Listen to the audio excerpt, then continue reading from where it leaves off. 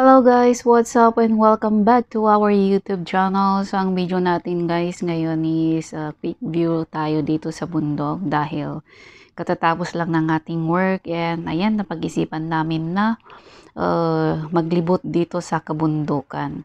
So ayan medyo rocky road talaga yung daan dahil hindi naman siya simentado. And yung area na to is dito sila naghahunting ng mga wild rabbit. Kaya ang daming mga hunters dito kapag winter dahil doon daw time lalabas yung mga wild rabbit.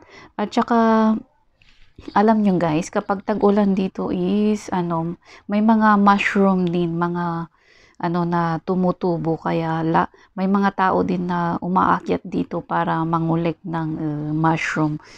Dahil ngayon is late talaga yung winter dito sa Cyprus kaya alam niyo yung walang masyadong hindi talaga siya walang ulan at mainit pa at anong tawag dito buwan pa ng November na is wala pang ulan dito sa Cyprus kaya yung mga tao dito is namomroblema pa rin sa tubig dahil wala silang pagkukuhanan ng pandiling ng kanilang mga tanim.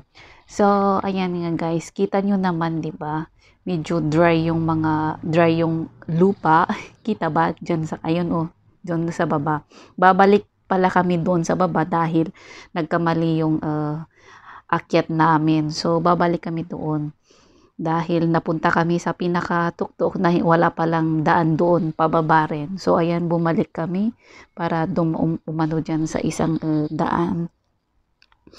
And ayan, buti nga mas maganda pa yung kondisyon ng sasakyan kaya hindi siya pahirapan na umakyat dito sa tuktok ng bundok.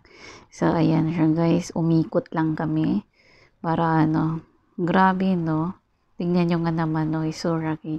Tapos tignan nyo doon sa pinakamaba. Kita talaga yung buong view doon sa kabahayan. O diba? Ang ganda ng view. Kapag mas maganda pa guys kapag may kasama kang nag-hiking dito. Diba? Nakakatakot. Buti yung ating driver ngayon is alam mo yung siya. Hindi siya yung matulin magpatakbo ng sasakyan. So, ayan po siya guys. At kami po ay pabalik na po sa main road dahil nasa tuktok talaga kami ng bundok. Nakakatakot nga naman pero ayan. Intense din siya. Pero okay naman. Hindi naman siya yung hindi siya yung matulin. So, yan ang video natin for today.